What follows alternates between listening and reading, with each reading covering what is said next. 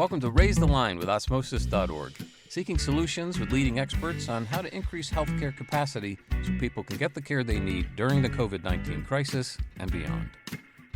Hi, everyone. My name is Shiv Gaglani, and today on Raise the Line, I'm happy to be joined by Mary Jo Bondy, who's the Chief Executive Officer of the Physician Assistant Education Association, which is the only national organization representing PA educational programs.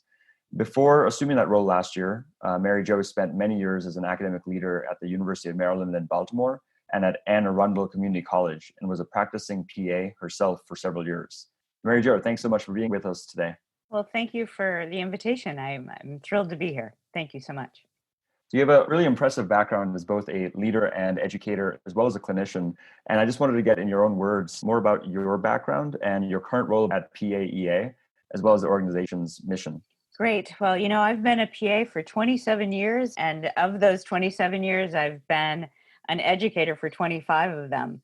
PAEA has been my professional development home, and returning to PAEA in February of this year as the CEO was really a great opportunity to bring all of my experience as a clinician, an educator, and a leader and able to serve PAEA. Our mission is to advance the excellence of education, PA education, leadership, and innovation.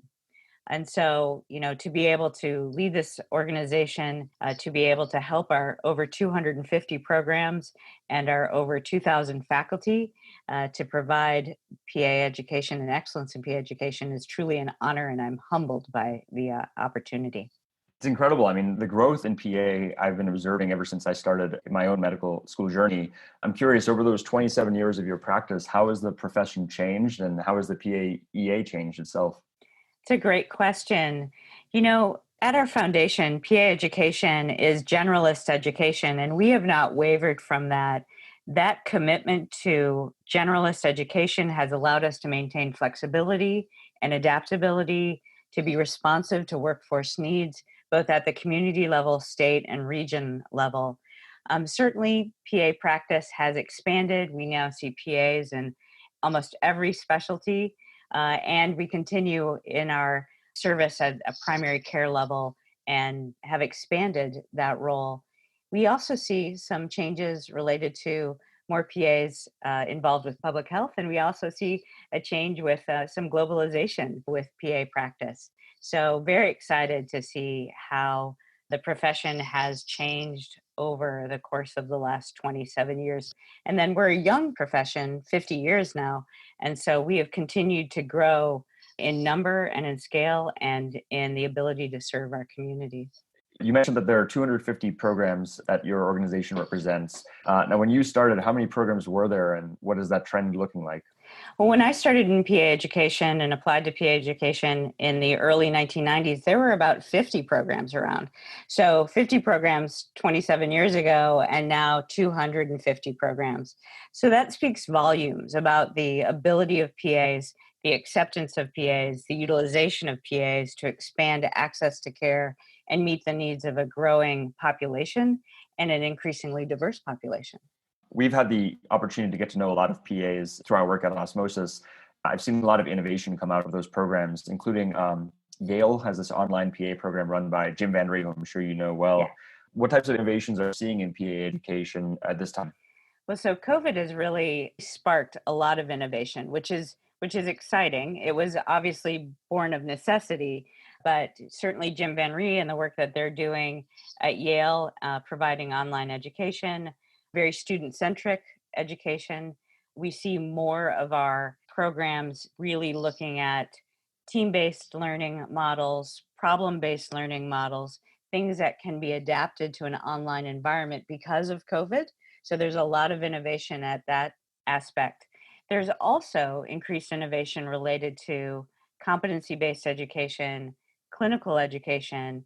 We see some of our programs adopting using telehealth and telemedicine as part of their curriculum, as expanding clinical instruction. I know at Johns Hopkins University, we see medical educators using cameras on their helmets and as well as the body cams to actually have ongoing rounds with students and educators. So Innovation is broad and wide, and we're learning a lot of how we can train our students to be ready for the kind of experiences that they're having. And one thing I didn't mention to you is that we know that 86% of our academicians and faculty are clinically practicing. So they're not only balancing the challenges of shifting to online learning or managing innovation and how to teach, they are also on the front lines, tremendously serving their communities in this unprecedented time, as well as protecting and supporting their students who are experiencing significant anxiety with all of the uncertainty that has been created by COVID. So I just have to give a shout out and recognize them. They're amazing. So you mentioned COVID, and obviously that's what everyone's talking about and thinking about all the time. How has COVID affected the work that your organization does, and what are some of the major challenges it's leading to? One example is we've talked to several nursing organizations, and actually getting enough clinical hours when the hospitals are kind of shut down in many regards is tough, especially for certain rotations that rely on elective type of procedures. What are you seeing, and what are some of the challenges facing PA education right now in the heart of COVID? So, COVID has amplified the need for faculty to be ready to pivot, to be able to provide student centric learning. Certainly, in an online situation, almost all of our programs had to pivot to online very, very quickly. Not all had used online as much as Yale had in the past. Many were still relying more on a face to face instruction model. So we've definitely seen that, and we've been working with our faculty to help them support and create quality learning experiences that can be delivered virtually. The other thing is, our students learn a lot of skills, and those are typically all practiced and taught in a laboratory environment. So there's clear need for more innovation in that area. But I have been so impressed by our faculty, the ingenious ways they've come up to be able to teach and then assess students' growth and understanding of how to do some of those skills. Something as easy as history taking or physical diagnosis being taught virtually has been somewhat of a challenge, but the faculty are ingenious in their way of creating solutions. And then, of course, as you brought up, the clinical challenges. The clinical education is so critical to PA education. Typically, most of our students have 2,000 hours in clinical in the course of 12 months, with multiple areas of specialty in which they are required to rotate. And so, out of an abundance of caution for our student safety, recommendations were made, much like in medical school, for students to be either removed from clinical site temporarily to allow first responders and intensivists to really address the acute need of a highly sick and affected population. But then now reintroducing them back to clinical and making sure that they're going on clinicals and are safe, that the educational experience is still robust and rigorous, that they have the appropriate PPE to maintain their own safety and the safety of those around them, and that they're prepared really to function in this COVID environment where the epidemiology of this virus is still new and not well understood at significant depth. So those are things that we saw immediately as an association. And to help our member programs adjust to this environment, we created response forums. So we brought together our academic faculty from across the US. Over 600 participated in a response forum, really talking about and sharing problems that they were experiencing and solutions. It was an amazing sharing community. We did the same with clinical. So a lot of the clinical challenges that were being faced, we had response forums for that. Again, over 600 of our faculty participated in that event. And we were happy at PAA to be able to convene and connect our faculty at a time of, significant disruption. We were also very lucky that PAA had a robust digital technology infrastructure that had already been developed so that all of our programs could share resources, information, ideas in a secure area. And they took great advantage of that digital platform. So we were thrilled that they were able to utilize that, and that could ease some of the transition for them. One of my favorite PA educators used to be at Wake Forest and now is at A.T. Still University. His name's Ted Wendell. And they're setting up new PA programs in California, I believe. And his vision is to have community-based training programs where, in partnership with the National Association of Community Health Centers, they're able to recruit people from the community and then have them stay in the community to work. I'm curious, is geographic distribution an area of concern for PAs where like maybe they get trained in a place and then they go to metropolitan areas, or do PAs tend to work in the local communities where maybe they grew up or have affiliations to? It's a great question.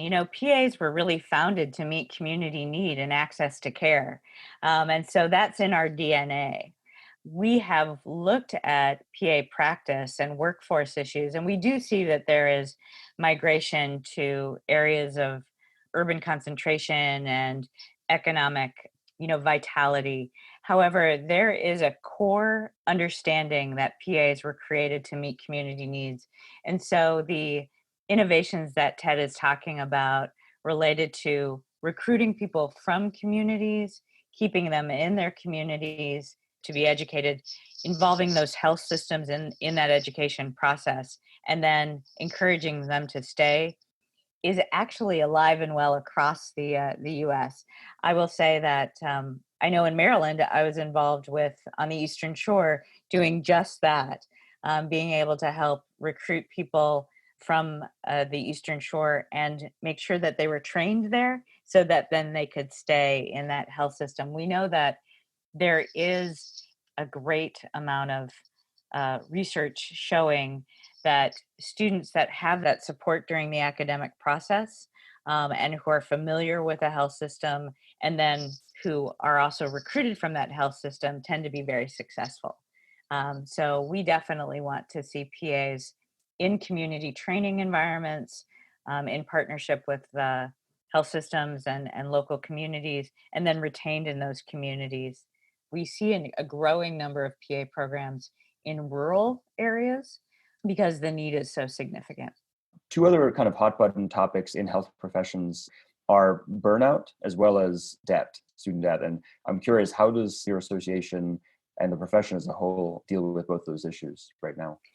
So wellness is a focus of part of the education process, right? We have to focus on both faculty wellness as well as student wellness and really building those skills for resilience and self-care from the very beginning. I know as a program director and certainly in leadership, one of the things I often found myself talking about with faculty and students were really taking care of self before they could care for others and making sure that they were self-monitoring their ability to be able to care for others. And we see that is so important as we see what's going on with COVID-19 right now, how burnout is being accelerated. And so I'm very concerned about that. And it's something that the Education Association is working to emphasize and provide resources for to help educate students on how to maintain their health and well-being throughout the education process and then ultimately into their career. The other issue is student debt, and student debt has been steadily climbing. We have some concerns that student debt also may restrict the interest of our students of going into primary care or specialties that traditionally do not have a higher salary, if you will. So we advocate consistently to be able to reduce student debt or provide aid, oftentimes through the National Health Service Corps and through loan repayment to meet the needs of the most vulnerable. And you'll see our students definitely meeting that call to serve in underserved communities. And many of our programs have that in our mission to serve underserved communities. And we work to advocate on their behalf that they might have Title VII funding to help them recruit, retain, and decrease debt of their students. I know we're almost at time, so I guess one core question I'd like to ask, given the hats you've worn, both in leadership and being a clinician yourself and in education, is since our audience, we have over 2.5 million current and future health professional students. I'm curious what advice you would give to them if they're considering going into a career as a physician assistant. especially given all that's happening in COVID. If you could rewind 27 years and you were starting your career, what type of advice would you like to have heard? 27 years ago, I was inspired and encouraged to become a PA to help serve the underserved in North Carolina. I have absolutely no regrets on the decision that I made to become a PA particular. My PA education has provided incredible flexibility, adaptability, my ability to work in multiple specialties because of my generalist education, then to pursue academics, education, and leadership. So the sky's the limit for anybody who's thinking about PA education. I would say that, your personal goals should align with the goals of the institution that you're looking to join as a student, and then to understand that this career is a lifelong commitment to learning, that you will always be learning, you will always be in service, and it is truly noble. Thank you for all the work that you and the organization are doing, Mary Jo. It's been such a pleasure having you on today. Well, thank you for the invitation and the opportunity to speak with you. And I'm so grateful for your leadership in this space. And I look forward to speaking with you again. Same here. So with that, I'm Shiv Gaglani. Thank you again for checking out today's show. And remember to do your part to flatten the curve and raise the line. We're all in this together. For more information on how you can help raise the line and flatten the curve, go to osmosis.org/COVID-19. If you like this podcast, please share it on your social channels. You can also subscribe to the series and check out all of our podcasts at osmosis.org/Raise the Line Podcast.